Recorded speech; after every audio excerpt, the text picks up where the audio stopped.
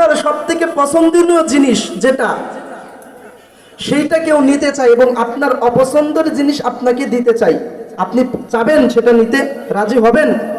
আরে মুসলমান তো এমন, মুসলমানের কাছে দিন দুনিয়ার সব কিছুই তুচ্ছ, তার কাছে সব থেকে দামি সম্পদ হলো ইমান। আর এই যে সমস্ত লোভ লালসাগুলো দেখাইলো, এটা ইমানদারের কাছে সব থেকে তুচ্ছ একটা জিনিস। সুতরাং মুসলমান, যে ব্যক্তি সাচ্চা মুসলমান, সে দুনিয়ার সব কিছু ত্যাগ করতে পারে কিন্তু কখনো তার ইমানকে বিক্রি করতে পারে না। কথা বলেন ঠিক কিনা? ঠিক। তো আব্দুল্লাহকে যেরকম এই অফারগুলো দেওয়া হলো, আব্দুল্লাহর তো মানে মেজাজ গরম হয়ে গেল, মেজাজটা গরম হয়ে গেল। সঙ্গে সঙ্গে চেয়ার থেকে উঠে একটা ধমক দিল, হে রোমের কুত্তা, জাহান্নামের কুত্তা, তুই কি আমাকে এই সমস্ত ধন সম্পদ দিয়ে কিনে নিবি?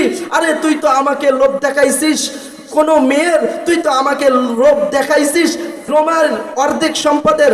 আরে তুই যদি গোটা দুনিয়ার সুন্দরী নারী আমার সামনে এনে দিস, আরে তুই যদি এই রোম সাম্রাজ্য নাই, গোটা দুনিয়া আমার নামে করে দিস, আমি আব্দুল্লাহ ইবনে হুযাফা যে ঈমান এনেছি মুহাম্মদ আরবির হাত ধরে সাল্লাল্লাহু আলাইহি ওয়াসাল্লাম, আমি আব্দুল্লাহ ইবনে হুযাফা আমার জানটা দিয়ে দিব, কিন্তু আমি এই ঈমান ত্যাগ করতে পারবো না। বলেন না আল্লাহু আকবার।